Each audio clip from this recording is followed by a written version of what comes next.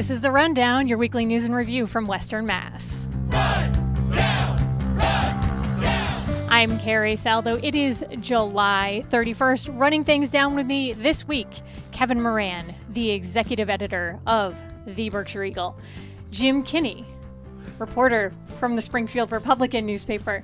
And executive editor from NEPM's newsroom, Elizabeth Román. Good morning. Welcome, everybody. Love the waves. Kevin Moran. Reminding me that folks can check us out on YouTube if you want to put faces to voices. If you have something to say, email therundown@nepm.org. Later in the show, the Berkshire Museum reopens after a renovation, and we will ask the question, is its once controversial art sale firmly in the rear view? But first, health concerns are being raised by area residents relative to cell towers, gas plants, and our waterways, which leads me to our first headline this week on a reporting from Jim Kinney of the Springfield Republican. Headline: water doesn't automatically clean up once it crosses the border. Connecticut lawmakers urge lawsuit to stop mass sewage. Quoting here, Jim Kinney, a Connecticut lawmaker exasperated by sewage overflowing from Massachusetts across the border is asking her state's attorney general to sue and stop the flow. Following a sudden rainstorm last week, sewage plants in Massachusetts released 17.5 million gallons of combined sewage overflow. Jim Kinney, this is not the first time that we have seen sewage overflows into the Connecticut River, but what do you think was different about this time where we saw this lawmaker push back? It was particularly gross. Give us the gory details, Jim. Or don't. There's a very nice facility in Agawam called the Springfield Yacht and Canoe Club, and they woke up one morning to a deposit of It's waste, a very tactful way to say. Of human waste and garbage that had somehow gotten into the stream, diapers, condoms, all sorts of we're laughing here, but these have significant health and implications for people where they come in contact with them. But from a reporter's perspective, what a sweet call to get. Hey, we're headed to the yacht club for some reporting, and yet. Yeah. The Springfield Water and Sewer Commission went in and cleaned it. And this has been an ongoing issue for 30 years where not just the Springfield facility at Bondi's Island in Agawam, but the Holyoke and Chicopee facilities have spent millions to try and stop this combined sewage overflow. What the problem is that the storm drains are connected to the household septic. So when it rains very suddenly, which we see a lot more of these days, everything gets overwhelmed. The water has to go somewhere. The system that's meant to, remove the waste can't keep up with it. Exactly. And in digging into this, doing a little bit of research, I learned that we don't typically, speaking broadly, these combined systems don't really get built anymore. However, if you look at the federal government statistics on this and you look at a map of the Northeast, there are a ton of them clustered in our region of these particular types. Now, unfortunately, the information on the EPA's website says that map was from 2004. So it's not exactly clear to me how many of those have been maybe decommissioned and new facilities built, or upgraded facilities like we've seen in Pittsfield, Kevin, or to your point, Jim, where a lot of money has been spent to try and rectify the problem. But to quote you again, it's a longstanding gripe in Massachusetts and Connecticut. Sewer systems in many older Pioneer Valley cities and towns were built to take both sanitary waste from homes and bathrooms and stormwater from city sewers. And as you explained, this combined overage is a real big problem. But Connecticut Attorney General William Tong has now been appealed to by this legislator. Any sense if he will for certain take this step to file a lawsuit? They're not happy. They might. Connecticut has a long-standing issue with this and has gone at Massachusetts communities repeatedly over the years. There's been a lot of progress made. One of the things that came out of the Sewer Commission meeting this week is the opinion that they're at a point now where they've done the easy solutions and everything now is a lot of money for a relatively small incremental improvement. And there's a lot of projects on the drawing board. They're meeting soon with the EPA that could loosen up some funding. And that's where we are. Yeah. You said came out of the sewer, and I think I've watched too much Teenage Mutant Ninja Turtles because I immediately had a vision of that. Liz, this has been happening for a long time in Springfield. Yeah. What do you make of this? I mean, I grew up in the North End, which is right in the Plainfield area where the river runs right by it. And my immediate thought was like, oh my God, everybody fished there. People still fish there on the West Springfield side, on the Springfield side. My friends and I in Chicopee have pictures of us with fish coming out of the water. And there's signs everywhere saying that there's PCBs, but people eat the fish. So that was really disturbing to me. And then also, I don't know if it was my generation, but I just grew up it being drilled into me. You do not put, there was also tampons in there. So you don't put that in the sewer. You don't put, or in the toilet. You don't put diapers in there. And how do you even get a diaper down there? The whole thing was very disgusting, but it did make me think people do use that waterway. They go out there. You have the Pioneer Valley Rowing Club that goes out there and is on the waterway. So I don't know. It was really it's disgusting and awful. And the fact that 30 years, I mean, I'm 42 and it's been happening probably most of my life that they've been trying to clean it and it hasn't happened. So it's discouraging for sure. And of course, Connecticut upset because they're directly downriver from Right. all of this, right? So in response, when the Attorney General released a statement that you quoted, it said, last December, we joined with other state leaders in urging the Environmental Protection Agency to act. The EPA responded in January, acknowledging the problem and its responsibility to address it. We continue to work with the State Department of Energy and Environmental Protection and the EPA to protect the Connecticut River. It was interesting to hear that they're continuing to work with the federal government because under the Trump administration, we have seen so many rollbacks of protections like Clean Air and Clean Water Act. So Connecticut, though, still hopeful and optimistic that they can work with the federal government to help make this better, I'm assuming, as well as the communities here in Massachusetts. Kevin, what do you make of this? Like I mentioned earlier, Pittsfield spent a lot of money 3 years ago to upgrade its water and sewer plant. How are things going there? Well, several years ago, Pittsfield actually went to battle against the federal government because, frankly, it really didn't have all the money. And we're talking these repairs to repair sewer treatment plants are in the tens of millions of dollars. Pittsfield spent $70 million? $70 million, and they didn't do the complete job that they had to do. They held off some. Now, of course, you don't want to be downstream of, a sewage discharge, but you also don't want to be downwind of a sewage plant when things go wrong. And right now, that's actually a problem in Pittsfield. In June, neighbors downwind of the repaired sewer plant were complaining that they were getting a really bad odor there. Turns out one of the digesters wasn't digesting very well. That's the mechanism that literally chews up the enzymes, break down the waste. Yeah. I know all about that from a story you assigned me as a cub reporter, Kevin Moran. Well, hey, you got to start somewhere. And you got to end somewhere, too. Exactly. So, one of the things is and right now, actually, the work that Pittsfield didn't do, they still have $15 million in upgrades that they're looking to do. And clearly, they're doing some repairs here to, tamp down that smell. So, it's not a pleasant business. It's a smelly one, and it can be, really environmentally disastrous. But vital for human health and safety. Absolutely. Jim, where does this go from here? Well, the Springfield area sewer and water folks have some meetings with the EPA. Tong says he's going to be following all of this. It's clean now. It tends to be a summer storm problem. But it's just going to take an awful lot of money, probably from the feds, to really make a lot of progress here. Well, you'll be on top of it with the Springfield Republican. Next headline, Massachusetts highest court says Pittsfield doesn't have authority to force a shutdown of a cell tower. This was reporting from the Berkshire Eagle's Catherine Brennan, quoting her work. The state's highest court has rejected efforts by residents of a city neighborhood to shut down a Verizon cell tower amid concerns about negative health effects. In an opinion released Thursday, the Supreme Judicial Court ruled that federal law overrides a Pittsfield Board of Health order calling the cell tower a, quote, public nuisance.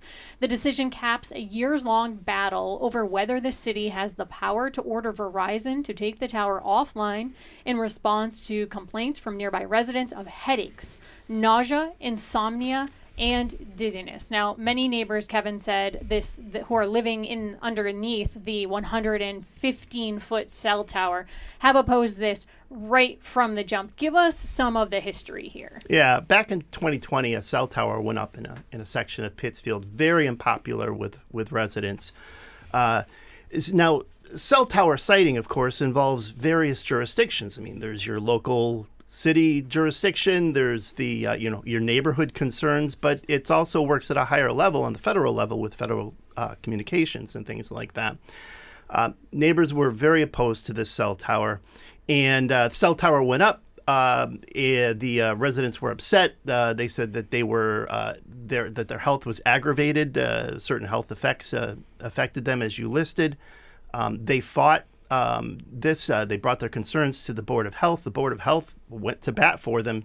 Turns out, this latest ruling here, the state's highest court here, just ruled last Thursday that actually this is not a jurisdictional issue that you can handle at this particular level. You actually have to take it to your complaint to the Federal Communications Commission and argue against having that cell tower there in Pittsfield. And there have been, through the years, some measurements of the noise. The Berkshire Eagle pointed out a 2021 report found that all measurements were well below the FCC's public standard for measured exposure levels. But as yet, as I mentioned earlier, the neighbors are raising these health concerns. Kevin, what have residents said in reaction to the court's decision? Well, they're not happy, obviously. And they say, that still... basically, the measurements are not substantiating what they're actually feeling at the ground level and what they're experiencing at the ground level. Their attorney remains resolute. He's still interested in sort of pursuing this at various things. It may not be a legal challenge here, but it may be some discussion with FCC. Well, they're going to have to see what the next move is for them. Yeah. Courtney Gilardi told your reporter, she was a plaintiff in the case, quote, "My heart breaks for my children and my neighbors who have suffered physically, emotionally, and financially because of Verizon's cell tower. We had both cell service and healthy children and neighbors before the tower. Now we just have cell service." Now, Verizon, for its part, has said this is allowable, obviously, per the courts, and below what the FCC says is detrimental. So they're in the clear here. That's their stance, I imagine. Yeah, and that's their stance, and they will also maintain that they have cell towers elsewhere that don't have similar effects upon certain neighborhoods. Yeah, cell towers, unfortunately, are a part of human life. Liz, what stands out for you in this reporting? I just went and looked up immediately how many cell towers Springfield has. I was like, I wonder how many we have in the city, which we've got like over 300. And Pittsfield has a ton too. The data I got said 177. So to your point, like there's this one neighborhood, which then made me wonder, is the neighborhood an affluent neighborhood? Like what is it about the neighborhood that did they have the funds to be able to get a lawyer to be able to fight this, whereas other neighborhoods in underprivileged areas don't have the same ability to do that? And then it made me think about equity and access to broadband and internet, like where they were getting cell service, but were people around them that are accessing this tower now getting that service? I don't know. A lot of thoughts. Oh yeah, stem from that. A very layered situation. Jim Kinney? This seems like an issue that's been going on for 30 years as well. Because I remember every planning board spent years with this fight, and then it kind of subsided. I think they built a bunch of them. How many Frankenpine issues, that sort of faux tree situation? I covered a board one time where they both wanted the Frankenpine, and it was close enough to the airport that it had to have the warning light on it. The chairwoman leaned back and said, "How festive." All right. Well, Kevin, as you said, this might not be a done deal. We'll keep looking in the Berkshire Eagle. Still here to come on the rundown. How are the recent renovations of the Berkshire Museum being received years after the art sale that helped foot that bill? And our panel's thoughts on Massachusetts' first congressional district, which the participants are going to square off in a debate ahead of the September primary. Stay here. You are listening to The Rundown on 88.5 NEPM. I'm Carrie Saldo. We'll be right back.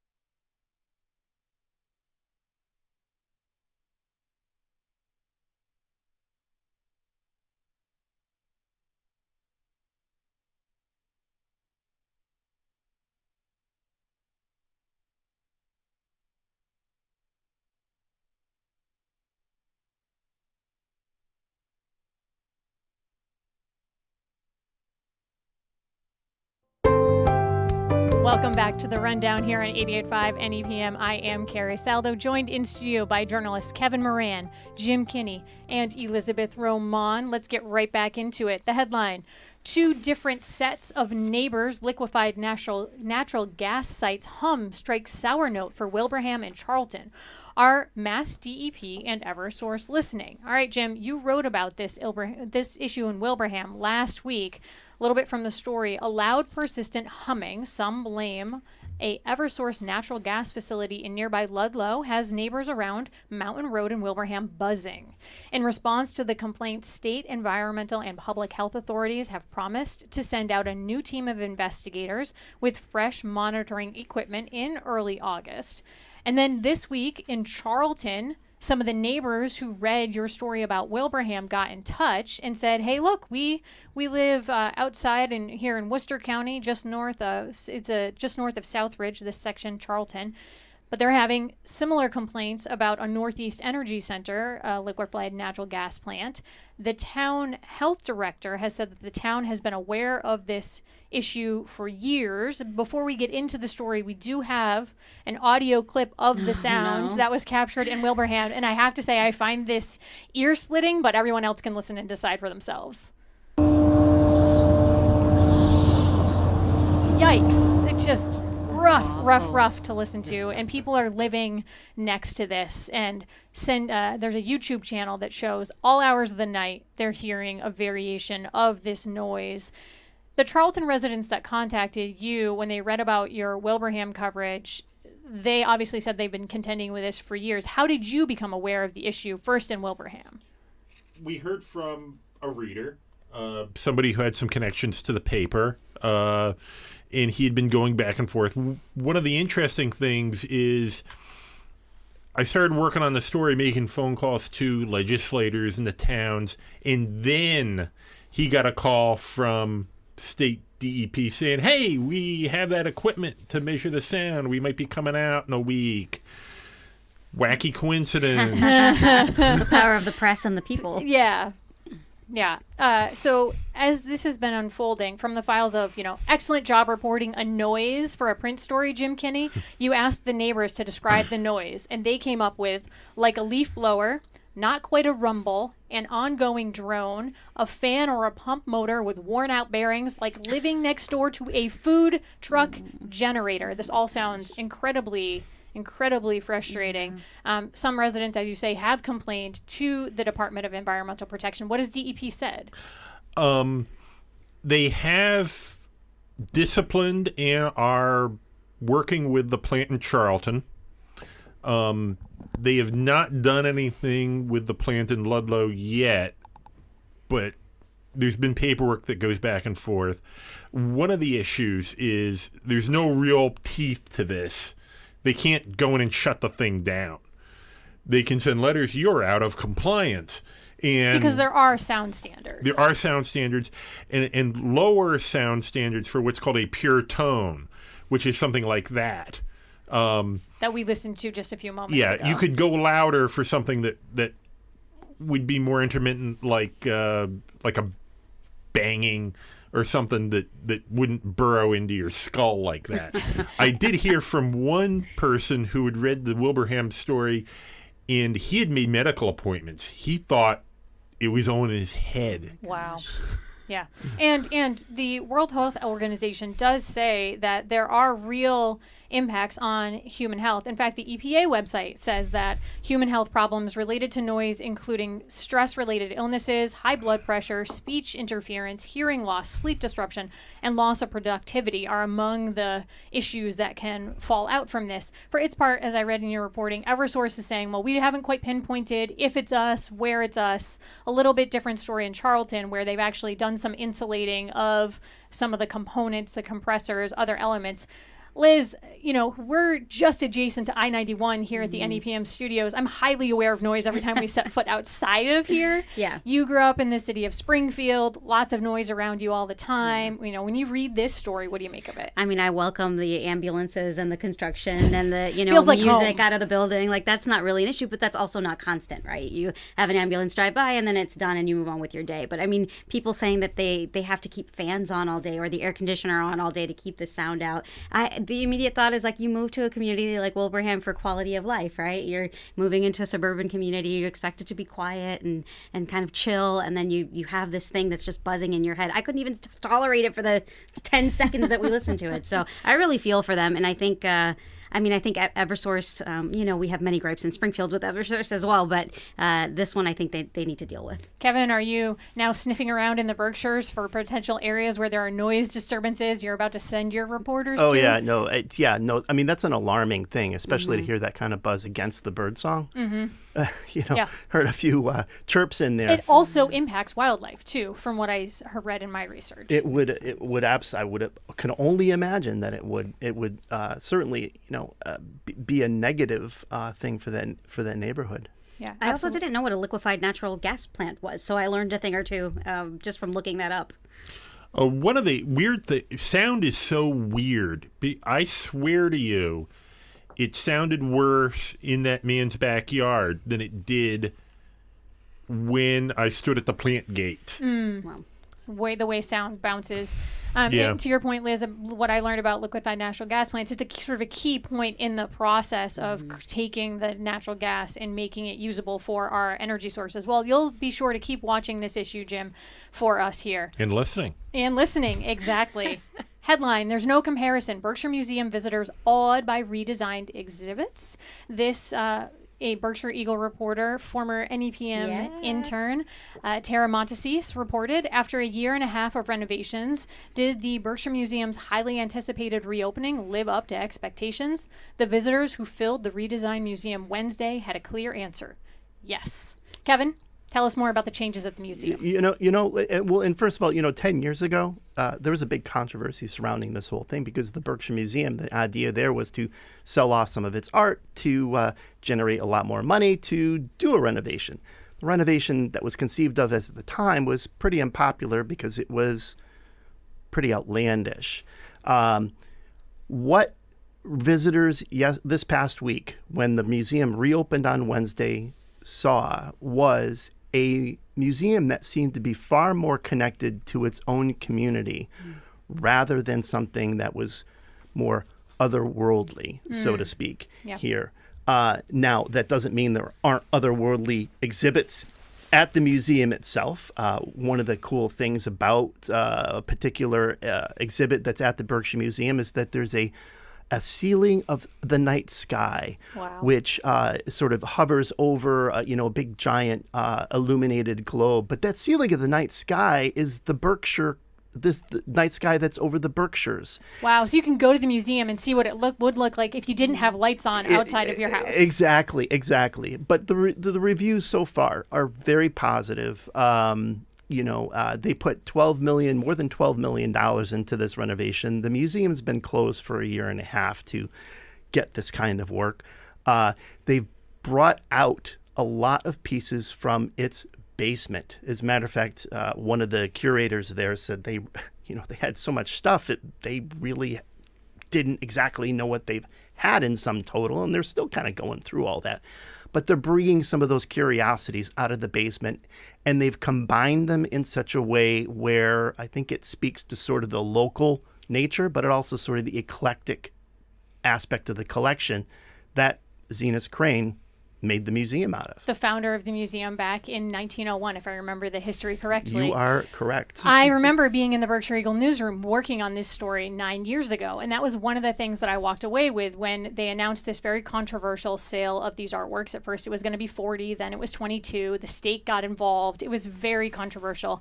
But what I learned, one of the things was how many pieces in a collection, in a museum's collection, actually are held in storage and outside of public view. I did think it was interesting that the Eagle editorialized this week a bright new day at the Berkshire Museum. And the art sale is called deaccessioning. That was a word we used a lot 9 years ago. It basically means the museum decides to sell off parts of its collection, and there's a very technical process. While we opposed the deaccessioning today, the editorial says, while we oppose the deaccessioning, today is not about painful parts of the past we can't change, but rather about forging the brightest possible future for the museum at the heart of Berkshire County. Its reimagined halls hold pieces of our community's history as well as enrichment opportunities for families, young and old, a new lease on life for a vital local institution. Kevin, journalists sometimes get criticized, we're digging for a story, we're too negative, we're looking to stir up controversy. Why was it important for the Eagle to say, look, we opposed it then, but here's how we see it now? Well, the deaccessioning back then, it's not, the Berkshire Museum hadn't been the first museum to sell some of its art, but especially at the time, it was regarded as this is not what you do in the artistic world, and a lot of people came opposed to that. Since then, I will say that museums all across the country, and I don't know how many, but many more museums have used deaccessioning as a way to sustain their own future, to take things out of the basement and to, say, dispose of them. What was not popular here was the fact that you're getting rid of 2 Rockwells, paintings and things like that. But to the museum's point, they were trying to raise upwards of $50 million with the sale of these artworks. They did that and then some. They sold about half of the paintings they initially had intended to sell, and the $12 million came from that pot of money. But the rest of it, as I understand it, is in an endowment to help support the museum into the future. Yeah, the argument at the time was the museum was saying, look, if we don't do something, we're not going to be here. We'll have a great collection. Nobody to see it. With nobody to see it. Yeah. And so, what I think at the end, it was a very painful time, I think, for Berkshire County as well. But what we're seeing now is really a level-headed, more clear-headed thinking of how to present this. And it sure took the sale of art to get them this way, and what do you know? People really like it. The next steps here, if you want to check out the renovations for yourself, you can head to the museum's free community reopening celebration that is set for August 8th. All right, moving us on.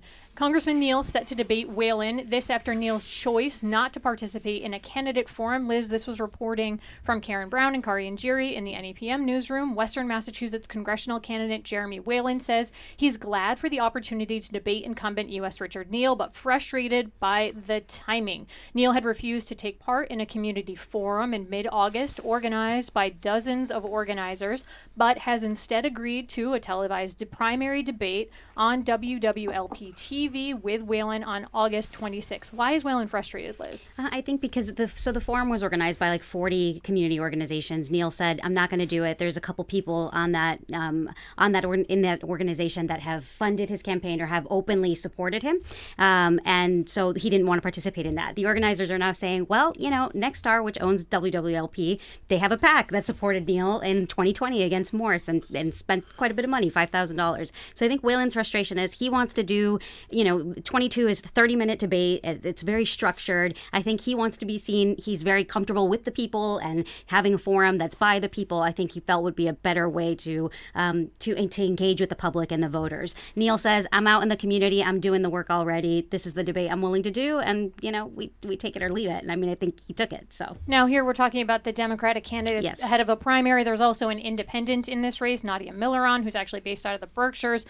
She's also running, but she heads right to the general election ballot. Jim Kinney, what did you make about Neal's stance here, and what do you think it says about the power of the incumbency?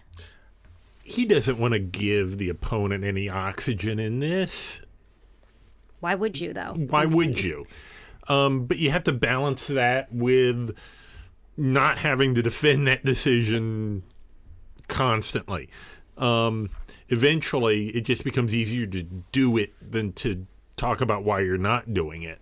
For his part, Neil said that the debate is, quote, part of a full summer schedule that includes events in all 4 counties of the district. Well, voters can look ahead to this. The televised debate is set for August 26th, and that candidate forum we talked about is set for August 11th at the Performing Arts venue at 52 Summer Avenue in Springfield. That is our show for today. I want to thank our panelists, Kevin Moran, Jim Kinney, and Elizabeth Román. Thank you. Kara Foster on the board, Lex Edwards on our digital production this morning. I'm Carrie Saldo. You have been listening to The Rundown here on 88.5 NEPM. Go out and make it a great one, everybody.